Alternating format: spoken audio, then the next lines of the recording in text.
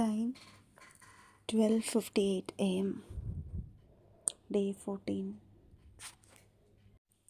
நேற்று என்ன நடந்துச்சு? காலையிலே ஜோஸ் ஏதோ சத்தம் போட்டு ஏதோ கீழே போட்டுட்டா. சத்தம் கேட்டு பயந்து எழுந்திரிச்சிட்டேன். ஒரு 7:30க்கே எழுந்திரிச்சிட்டேன். அப்புறம் தூக்கமே வரல. நிறைய கூகுள் ஃபோட்டோஸ் இருந்துச்சு, எல்லாம் டிலீட் பண்ணுறதுக்கு ஸ்டோரேஜ் கொஞ்சம் ஃப்ரீ பண்ணணுன்னு அதெல்லாம் உட்காந்து பண்ணேன். அப்புறம் டயர்டாச்சு. சரி கொஞ்ச நேரம் தூங்கலான்னு தூங்கிட்டேன். ஒரு 12:30க்கா மறுபடியும் எழுந்திரிச்சிட்டேன். அதுக்கப்புறம் சிம்பிளாக ஏதாவது சமைக்கலான்னு தோசை தான் பண்ணேன். காஃபி, ஹேசல்நட் பிளாக் காஃபி குடிச்சிட்டு தோசை சமைச்சிட்டேன். அப்புறம் அஜித் என்னை கால் பண்ணியிருந்தான். அஜித் என்னோட +2 ஃப்ரெண்டு, என்னோடய பெஸ்ட்டு ஃப்ரெண்டோட பாய் ஃப்ரெண்டு இருந்தான். இப்போ அந்த பெஸ்ட்டு ஃப்ரெண்ட் இல்லை, அவன் மட்டும் இருக்கான் என் லைஃப்பில். அஜித் செம ஸ்டோரி. ஆனால் ரொம்ப ப்ளே பாயாக இருந்தான் ஒரு காலத்தில். அப்புறம் அவரோட ஃபாதர் இறந்து போய் அவரோட லைஃபே மாறிடுச்சு. ரிலேஷன்ஷிப்பு ரொம்ப ட்ரூவாக லவ் பண்ணாங்க. ஆனால் என்னோடய பெஸ்ட்டு ஃப்ரெண்டு அதுக்கு ஒத்து வரல. அவங்க ரொம்ப எக்ஸ்பெக்டேஷன் வச்சுருந்தாங்க. ஸ்லோலி அவங்க அந்த அஜித்தை ஒரு government exam BSc coaching, Kerala BSc எல்லாம் படித்து போஸ்ட் ஆஃபீஸில் வேலைக்கு சேர்ந்தாங்க. அதுக்கப்புறம் வாட்டர் அத்தாரிட்டிக்கு மாறினாங்க. இப்போது பாலக்காடு மலம்புழா ஐடிஐ காலேஜில் மெக்கானிக்கல் இன்ஜினியரிங் டிபார்ட்மெண்ட்டில் ப்ரொஃபஸராக வேலை செய்கிறாங்க. அஜித்தை பற்றி ஏன் சொன்னேன்னா, நென்மாரா வேலை திருவிழாவுக்கு எங்கேயாவது ஒரு பேயிங் கெஸ்ட் மாதிரி ஸ்டே பண்ண ஆப்ஷன் கிடைக்குமான்னு அவன்கிட்ட நான் ஹெல்ப் கேட்டிருந்தேன். ஆனால் என்னோடய சித்தி, என்னோடய மம்மானி கால் பண்ண விஷயம் அவன்கிட்ட நான் சொல்ல மறந்துட்டேன். அந்த விஷயம் சொல்ல தான் அவன் என்னை கால் பண்ணான். நான் அதை எடுக்கலை, தூங்கிட்டு இருந்தனால எடுக்கலை.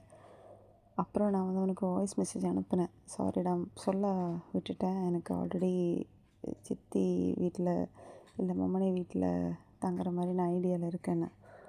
அவன் செம்ம டென்ஷன் ஆகிட்டான். உனக்கு ரெஸ்பான்சிபிளாகவே இல்லையா, உனக்கு இன்ஃபார்ம் பண்ணணும் தெரியலையா, என்னமோ சொன்னான். பட் அவன் என்னை திட்டினதில் நியாயம் இருக்குது. ஏன்னா நான் தான் அவனை இன்ஃபார்ம் பண்ணல. அவன் ஃபாலோ அப் பண்ணுவான்னு நினச்சி நானும் அதை விட்டுட்டேன். அப்புறம் அவன் சொன்னான், அவன் ஆல்ரெடி அரேஞ்ச்மெண்ட்ஸ் பண்ணியிருக்கான். அவனுக்கு தெரிஞ்ச ஒருத்தர்கிட்ட ஆல்ரெடி பேசி வச்சுருக்கான். எல்லா அரேஞ்ச்மெண்ட்ஸும் டன், நீ பேசினா மட்டும் போதும் அப்படின்ட்டான். அப்புறம் அவன் நம்பர் ஷேர் பண்ணான். அவர் இந்த அவன் சொல்லியிருக்கிற ஆள் ஒரு எக்ஸ் போலீஸ்மேன் அண்ட் அவங்க ஒய்ஃபு இப்போ போலீஸாக தான் இருக்காங்க. நென்மாரா பிளேஸ்லேயே தான் வீடு. பே எல்லாம் பண்ண வேணாம், நீ போவ ஃப்ரெஷ்அப் ஆக கொஞ்ச நேரம் இருப்ப, அப்படி தான் சொல்லியிருக்கேன். அவங்களே ஒன்று பிளேஸ் பிக்கப் பண்ணி ட்ராப்பும் பண்ணுவாங்க. அவனால் வர முடியாது, பட் நீ சேஃபாக இருப்ப, உனக்கு எந்த பிரச்சனையும் இருக்காது அப்படின்னு சொல்லிட்டான். லைக் அவனுக்கு இவ்வளோ காண்டாக்ட்ஸ் இருக்கும் அப்படின்னு நானே எதிர்பார்க்கல. அண்ட் எனக்கு இந்த மாதிரி ஒரு ஃப்ரெண்ட் இருக்கும், இந்த மாதிரி ஒரு விஷயத்துக்கு ஹெல்ப் பண்ணுவானும் நான் எதிர்பார்க்கல. எனக்கு என்ன சந்தோஷம்னா, இப்போ ரிலேட்டிவ்ஸ் வீட்டில் போனால் அவங்க ஜட்ஜ் பண்ணுவாங்க, ட்ரெஸ்ஸிங்கு அது இது. எங்கள் அம்மாவே ஜட்ஜ் பண்ணுவாங்க, தேவையில்லாமல் திட்டு வாங்கணும் அண்ட் ஃப்ரீடம் இருக்காது. பட் இங்கேன்னு அப்படி இல்லை, நானாக இருக்கலாம், என்ன வேணால் பண்ணலாம். எனக்கும் அதுதான் வேணும், அதுதான் நடக்கும். ஸோ ரொம்ப எக்ஸைட்டடாக அவரை ஃபோன் பண்ணி நான் பேசினேன். ரொம்ப ஜெனுவின், நல்ல பர்சன், நல்லா பேசினாங்க என்கிட்ட. அதுக்கப்புறம் என்ன ட்ரெஸ் போட்டேன், நியூஸ் பேப்பர் மாதிரி ஒரு சாரீ வாங்கி வச்சுருந்தேன். ரொம்ப நாள் ஆச்சு வாங்கி, அதுதான் போட்டேன். அது போட்டு கேப் தான் போனேன். இது குவிக் ரைடு கிடச்சிது. பட் அவங்க ரொம்ப தூரத்துலேருந்து வராங்க. ஸோ நான் வந்து கேப்லேயே போகலான்னு கேபில் புக் பண்ணிட்டேன். கேப் ஏறி லைக் ஷோலிங்லேருந்து டேர்ன் பண்ண அந்த லெஃப்ட்டுக்கு டேர்ன் பண்ணும்போது திடீர்னு ஒரு ஸ்கூட்டியில் ஒரு லேடி அண்ட் ஒரு குழந்த அவங்க நல்லா திட்டினாங்க எங்களை. நாங்கள் பார்த்து வரலையா. நான் ஷாக் ஆகிட்டேன். ஏன்னா நாங்கள் வந்தது கரெக்டு சைடு, அவங்க தான் ராங் சைடில் வந்தாங்க. ஐடியலி அவங்க தான் சாரி சொல்லியிருக்கணும். பட் அவங்க எங்களை திட்டிட்டு போகிறாங்க பார்த்து வரல அப்படின்னு. அவங்க தான் ரைட் சைடில் வந்திருந்தாங்க, நாங்கள் லெஃப்ட் சைடில் தான் போயிருந்தோம். அப்போ நான் கேப் பண்ணாட்ட சொன்னேன், நம்ம கரெக்டாக தானே போனோம், அவங்க தானே தப்பாக வந்தாங்க அப்படின்னு. அவரும் சிரித்தார், ஆமாம் அப்படி சொல்லிட்டு. அண்டு அவருக்கு வந்து என்கிட்ட எதுவும் பேசணும்னு இருக்கு, ஆனால் ரொம்ப தயங்கினார். லைட்டாக கண்ணாடி வழியாக பார்த்துட்டு இருக்கிற மாதிரி இருந்துச்சு. நான் என்ன பண்ணுறேன்னுலாம் நோட்டீஸ் பண்ணுற மாதிரி எனக்கு ஃபீல் ஆச்சு. நான் பாட்டு கேட்டுட்டு அப்படியே வந்துட்டேன். அப்புறம் ஆஃபீஸ் வந்தேன். சருவும் சந்துவும் கலாய்ச்சிட்டு இருந்தாங்க. சரு வந்து, என்ன நியூஸ் பேப்பர் பார்த்து படிங்க ப்ரோ, பார்த்துட்டு கிழிச்சு விடுங்க ப்ரோ, நியூஸ் பேப்பர் பார்த்து படித்து கிழிச்சு விடணும் அப்படிலாம் சொல்லி நல்லா ஃபன் பண்ணான். அதுக்கப்புறம் நான் வந்து ஒரு கோடிங் பண்ணது வந்து ஒருத்தருக்கு மட்டும் என்னால் அப்டேட் பண்ண முடியல. ஏதோ ஒரு இஷ்யூ. நிறைய பேருக்கு அது வந்து ஒர்க் ஆச்சு, பட் ஒருத்தருக்கு மட்டும் ஒர்க் ஆகலை. ஸோ அவங்களோட சிஸ்டத்தில் போய் அதெல்லாம் அப்டேட் பண்ணி எப்படியோ சரி பண்ணிட்டேன். ஒர்க் ஆகிற மாதிரி ஆயிடுச்சு. அதுக்கப்புறம் MMM மீட்டிங் இருந்துச்சு.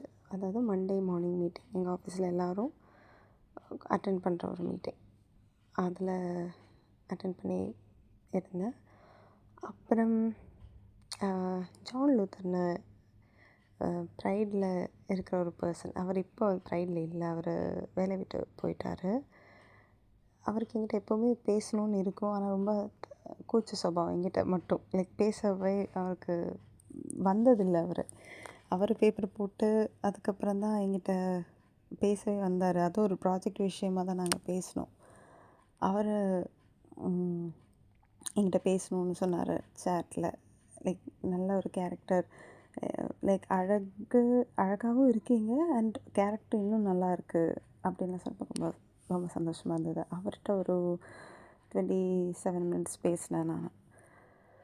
அதுக்கப்புறம் ஆஃபீஸில் மனிஷான ஒரு மேனேஜர் இருக்காங்க. ஜம்மு காஷ்மீர் காஷ்மீர் பிறந்து வளர்ந்த ஒரு பர்சன். என்னை தங்கச்சின்னு தான் சொல்லுவாங்க. ரொம்ப நல்லா பேசுவாங்க, என்கிட்ட க்ளோஸாக பேசுவாங்க. எனக்கு நிறைய விஷயம் அவங்கக்கிட்ட பிடிக்காது, அட் த சேம் டைம் நிறைய விஷயம் எனக்கு பிடிக்கும். இது வந்து ஜான் தான் சொன்னார். அதாவது ஒரு பாயிண்டில் என்ன ஆஃபீஸில் இருக்கிற வேறொருத்தர் கூட கோசிப் பேசி தப்பாக பேசி அப்படி இருக்கும்போது இவங்க தான் வந்து என்னை சப்போர்ட் பண்ணி பேசினாங்கன்னு நான் இவர்கிட்டருந்து கேள்விப்பட்டேன். அப்போ ரொம்ப ரொம்ப சந்தோஷமாக இருந்தது. ஏன்னா அவங்க என்ன சப்போர்ட் பண்ணி பேசுவாங்கன்னு நான் நினச்சே பார்க்கல. ஏன்னா அந்த டைமில் எனக்கு மனிஷா அவ்வளோ க்ளோஸ் கிடையாது.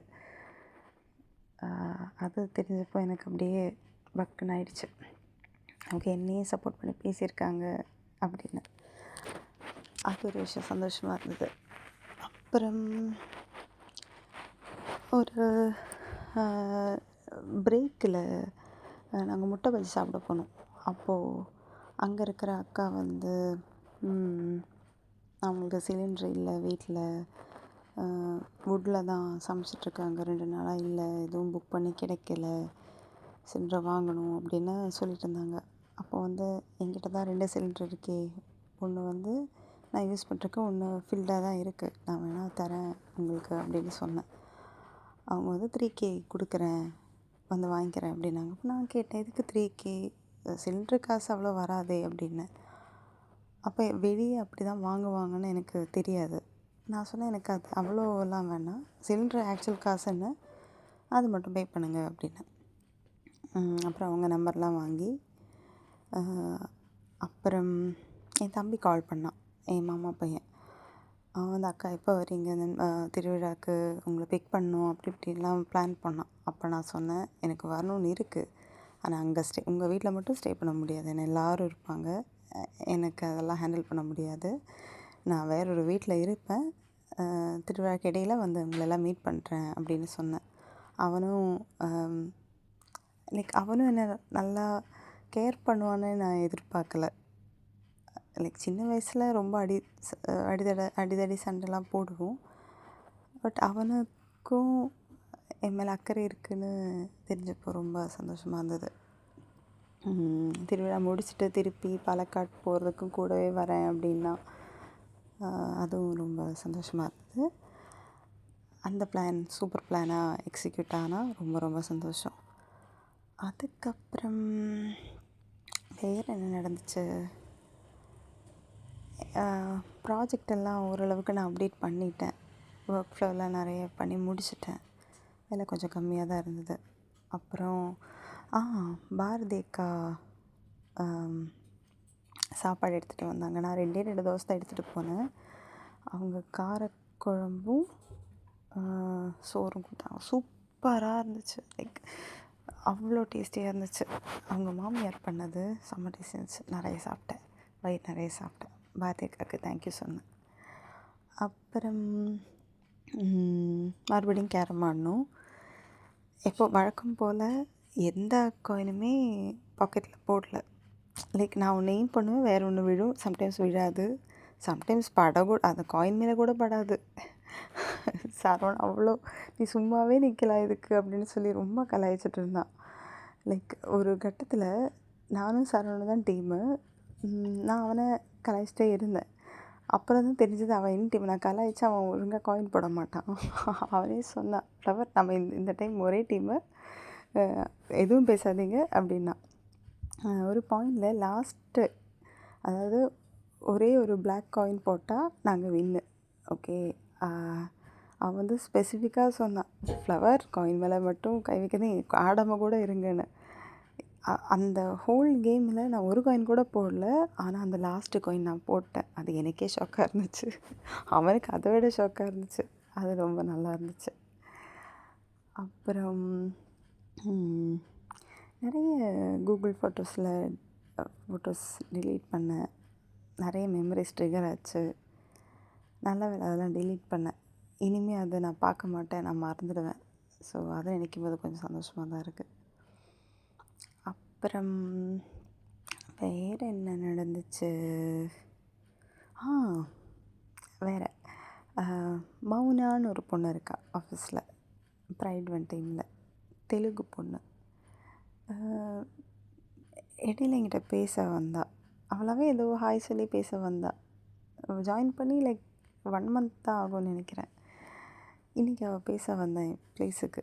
என்னை லில்லின்னு தான் கூப்பிடுவாள். ஏன்னா லில்லி, நான் ஃப்ளவரு, அதனால் அவளுக்கு லில்லி ரொம்ப பிடிக்குமா, அதனால் என்னை லில்லி தான் கூப்பிடுவாள். ப்ளஷ் பண்ணிகிட்டே இருந்தாள். என்னை பார்க்கும்போதெல்லாம் ப்ளஷ் பண்ணுறா.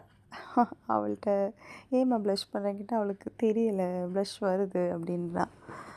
அப்புறம் அவளுக்கு ஆஃபீஸில் யாராவது பிடிக்குமா பசங்களை அப்படின்னு கேட்டேன். அந்த மாதிரி யாரும் இல்லை அப்படின்னா. இப்போ நான் வந்து இதுக்கு முன்னாடி ரிலேஷன்ஷிப்பில் இருந்திருக்கியான்னு கேட்டேன். இருந்திருக்கேன்னு சொன்னான். என்ன ஆச்சுன்னா பிரேக்கப் ஆச்சு. பிரேக்கப் இல்லை, அது இப்போ இல்லை அப்படின்னா. இப்போ என்ன ரீசன் கேட்டப்போ, ஒன் சைடாக லவ் பண்ணாலாம். அதாவது 8 years ஒரே பையனை நினச்சிட்டு அவங்ககிட்ட சொல்ல தயங்கினாலாம். பட் டெய்லி அவனை நினச்சி டைரியில் எழுதுவாளாம், டேட் அண்ட் டைம் போட்டுட்டு. அது ஒரு 100 page புக்காகவே அவள்கிட்ட இருக்கான். அதை கேட்டப்போ எனக்கு அப்படி இருந்துச்சு. ஏன்னா நானும் அந்த மாதிரி பண்ணியிருக்கேன்.